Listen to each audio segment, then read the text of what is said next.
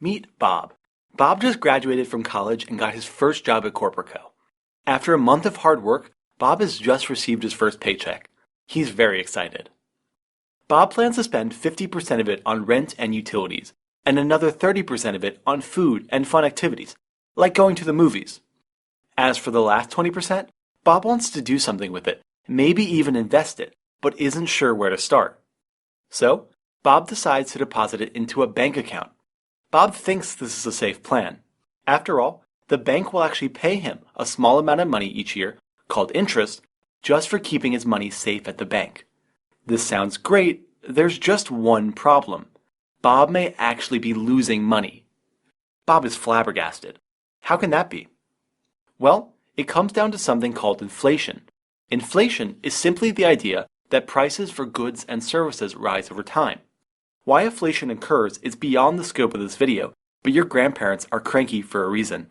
In the 1950s, you could actually buy a loaf of bread for 12 cents and a new house for 10 grand.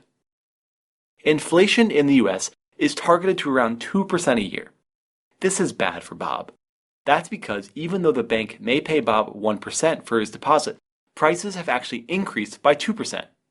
So what should Bob do? Well, in order to actually make money, Bob needs to invest in something that will beat inflation. Generally speaking, only three things do: bonds, commercial real estate, and stocks. Let's start with bonds.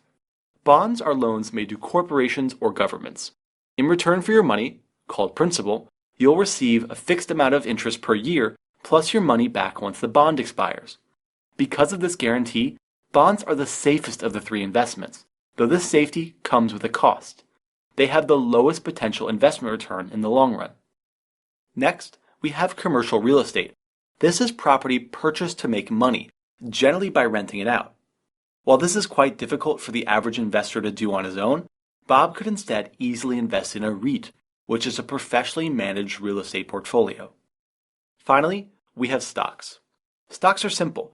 They represent a piece of ownership in a company, like Apple or Google. People buy and sell little pieces of these companies, called shares, in places called stock exchanges. When Bob buys a share of, say, Apple, he becomes a partial owner.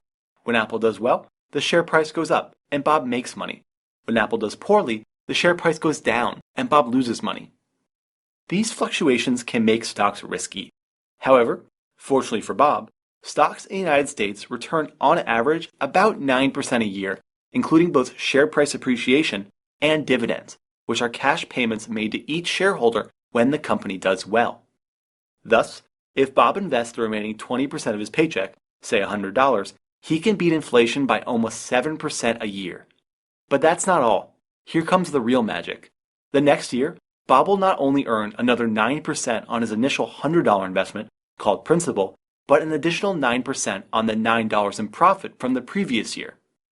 Earning money on both your principal and profit is called compounding, and its magic is undeniable. Start investing early enough, and your portfolio will be like a snowball rolling down a hill, outstripping even those who put in much more but start later. Hopefully you and Bob now understand why it's important to invest your money. Be sure to watch our next video, which teaches you how to actually invest. And be sure to check out our website, where you can find more educational material and great investment solutions.